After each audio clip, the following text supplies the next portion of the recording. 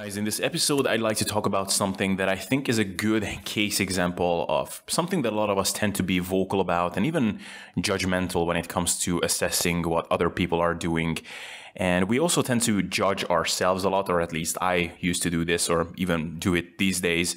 And just as it is the case with a lot of other things, we tend to miss a lot of context. And the topic I want to talk about today is the psychological considerations of training every day, 7 days a week.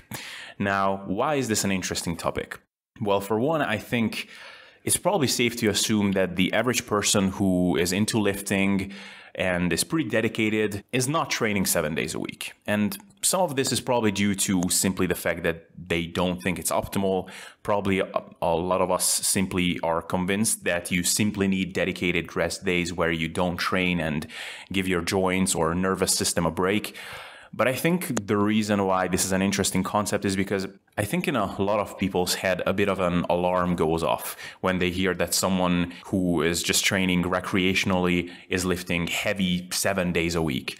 You know, when we are just discussing training 4 days a week as opposed to 5 days a week, as opposed to 6 days a week, those discussions mainly come down to questions regarding physiology and practicality.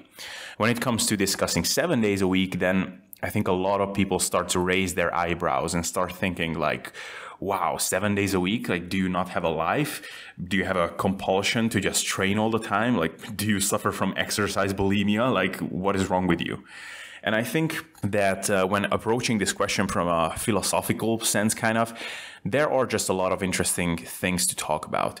First of all, I think it's just interesting to note that advocating against 7 days a week training and sort of gently calling people out who do that is sort of the politically correct thing to do and sort of socially rewarding.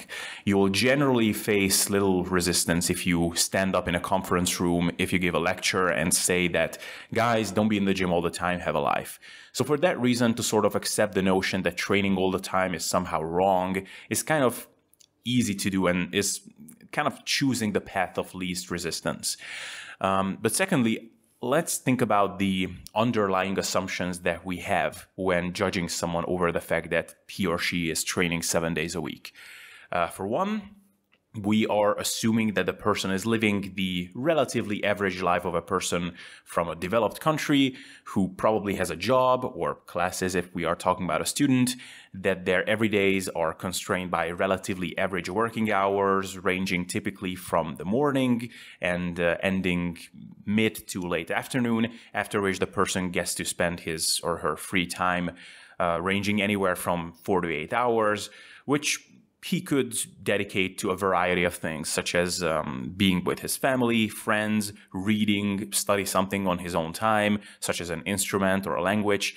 And then on the weekends, he has considerably more free time, which he could also spend doing other things, such as going for brunch with his friends or family, going on a long hike, go to his parents' weekend house, help with gardening, attend barbecue parties, or, sit in an armchair with a glass of wine and reading a novel.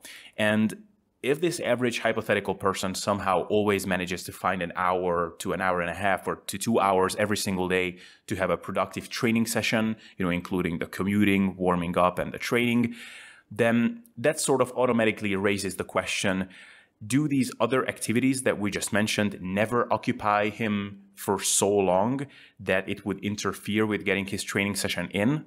Like, does it never happen that his family time, fun time with friends, or going on coffee dates would occupy him enough so that he can't make that training session? And if that's the case, that typically means one thing, which is that the person is placing all of those things as a second priority behind his training. And the thing is that often this assumption is actually correct. If I look back at my own times of being in the gym for 7 days a week, for the most part, those were also the times when I was the most socially isolated, was the most disengaged with sort of everyday life around me. And if someone at the time in, say, the gym staff would have wondered, like, why is this guy here every day? Why is he here on a Friday evening? And he's even here on a Saturday evening. Does he have no friends to go out with or a girlfriend to take out to the movies? And, the answer to all of these questions would have been no. Through a lot of those times, I was fed up with my social circle. I had no interest in going out with them. I found what they did kind of pathetic and just a waste of time, just going to some bar, sitting at the table, getting drunk and talking about politics or something. I felt like being in the gym all the time and optimizing my nutrition was a better use of my time. Now, this brings up a whole different question, which is, I think what a lot of you might face at some point or another in your lives, which is what do you actually do if you just don't find your surroundings stimulating anymore, which was part of my issue. And I'll get back to this later. And, in retrospect, I still think that focusing on fitness was still a better use of my time than doing all those things with my social group at the time. But to be frank, around those times, my mindset around training and nutrition was not very healthy. Oftentimes, my reasons for being in the gym included things such as guilt, not wanting to starve myself because I determined that on my rest days, I would just slash my calories in half and I wouldn't eat shit. So not exactly what you would call a healthy thinking around the whole nutrition and training game. Now, of course, the way in which I phrased the phenomenon for myself was not, I need to be in the gym, otherwise I feel worthless. It was more like, I need the gym because it's such a meditative experience. There I can just get away from the world and from my worries, which sounds nice. And I think it's generally something that we should appraise. I mean, it's a lot better to use the gym for therapy than alcohol or smoking or junk food. But technically speaking, was I acting in a compulsive, obsessive manner in the gym? Yes. Me being there 7 days a week was not really predicated on some practical considerations, such as being able to distribute a lot of the volume for each body part that I needed. It was basically all about nurturing my psychology. Now, on the other hand, can we just blankly say that if someone is training 7 days a week with no days off and has done so for the past several years, is definitely covering up some other area in his or her life and has some weird psychological issue? Absolutely not. I mean, a lot of people do a lot of things every day that they love. Some people like to nurture their gardens every day because they're passionate about gardening. Some play their guitar for an hour or two every day. Some people like to work every day. I mean, sure, that has some negative connotations when someone is pulling off 12-hour days compulsively all the time and is just a flat-out workaholic. But if you're talking about an entrepreneur guy or girl who is just starting to make it as a web developer, let's say, he landed a bunch of clients and he works like 4 or 5 hours a day tops. He has a very flexible schedule, lives a fun life, but he does work every day. Would you call that a compulsive, unhealthy workaholic? I wouldn't. The other thing to consider is what's normal, what's too much, and what's obsessive is all very subjective, and in good part is just based on what's been done traditionally. For someone completely jump up who has zero idea about training and nutrition, and the last time they did a single push-up was like 10 years ago back in high school, for a person like that, pretty much anything that we do on a daily basis is already nuts. Like, okay, maybe eating healthy generally seems like a nice, admirable thing to them. But then things like counting how much protein we have, even in a given day, let alone in every meal. And then some of you even count how many calories you have. And then some crazy ones among you even put things on a scale. And then this guy have abs, but is still dieting.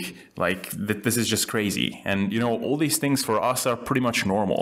If a guy's in the gym 6 days a week, counts all 3 macronutrients, sleeps 9 hours a day, and never drinks alcohol, most people in fitness circles wouldn't even raise an eyebrow. But, for some reason, training 7 days a week is generally seen as too much. But I think to a large degree, it's just a matter of convention and tradition. So, for example, I'm here right now. I'm keeping myself busy with things I'm passionate about. I'm doing these podcasts, which brings me a lot of satisfaction. I'm getting into coaching people more and more. I'm learning a language, which is going pretty well. And as much as I like working out, when I'm there, I often feel like I could spend my time better. Now, if I lose purpose with this podcasting thing, if in other areas I just feel directionless in life, if I break up with my girlfriend, probably one of the things that will happen is a radical increase in the amount of time I'll spend in the gym. And it won't be because I think that's optimal. It will be because I will feel freaking miserable and I'll need my little sacred temple to clear my head regularly. Now, someone might say that this is unhealthy, it's not normal. And to some degree, my answer to that is, yeah, it's not. But, what's normal? I mean, look around you. Basically, everybody you know is probably doing something in life to just cope with some other thing. Some of your friends might go out and party hard and get hammered. Others watch their favorite series and eat ice cream. Some might sit on a balcony and smoke a box of cigarettes. I mean, when you look at these things, I would say that going to the gym and lift heavy is one of the healthier things you can do. Now, sure, could you find something even healthier that doesn't beat up your joints and gets you overtrained at some point? Like, sure, you could just go for a walk with your dog, or could write a beautiful song on your guitar, which you could eventually publish to create a lot of value for other people as a nice side effect. I guess you could just straight off give a ton of your money to charity as a means of spending your frustration. Like, that would be an even healthier coping mechanism. But like, fuck, how hypocritical are we willing to be? Are we pretending to be perfect and to have a whole bunch of automated methods to always deal with every hardship in life, like Superman would? No, I think we are ultimately here to be happy, and if we manage to do that without harming other people and to do it in the least destructive way possible, then that's great. Now, let's get back to this fundamental proposition, which is when someone puts forth a question, why is this person in the gym all the time? Do they have nothing better going for them? Maybe they don't at that moment. At certain times in life, we just don't have a lot of cool stuff going for us. And I think that's okay to some extent. Maybe some fortunate ones amongst you can look back at every year and every month in your lives and think that it was all super cool and you always had things that drove you forward. And if that's the case, awesome, more power to you. I can think back at times in my life when I didn't feel like there was a lot going for me. Some of those times were before I got into resistance training in the first place. And I wish I would have had that going for me already. It would have greatly helped me. Other times when this happened, those were during the times when I was only in the gym 3 days a week because I thought that it would be somehow detrimental if I was there more. I wish I would have known at the time that even 7 days a week could have been workable because I would have had much less misery. And at some points, I think being in the gym 7 days a week flat out saved me from depression. Now, the big key, I think, that kind of bridges the gap between just pounding yourself in the gym all the time compulsively and just burying yourself into your gym life, and the other extreme when someone just looks at someone condescendingly and says, oh my God, like, why are you in the gym all the time? What's wrong with you? Is that if you are in a state where you feel like you're using the gym as an escape mechanism and in reality you don't even enjoy it that much anymore, you're just there because you don't know any better, then I think the key is to just recognize it and first just acknowledge that this should change long term and start working towards that. I talked about it earlier how at some point it did start to dawn on me that a lot of the things I was doing with my fitness journey didn't make me happy anymore. And I was doing a lot of things out of compulsion or out of fear of facing certain areas of my life. And it didn't result in changing my course of action immediately, but it sort of planted the seed in my head. And then eventually the thought got even stronger until something eventually tipped me over. And then I changed things drastically. So I guess my message with this episode is a couple of things. For one, before we point at someone and say that what they are doing with their training, nutrition, or anything for that matter is compulsive, non-healthy, not normal, and they should do it differently, first we need to ask ourselves the kinds of underlying assumptions we make. Do we assume that they operate with a similar schedule to ours? Do we assume that they have similar priorities to us?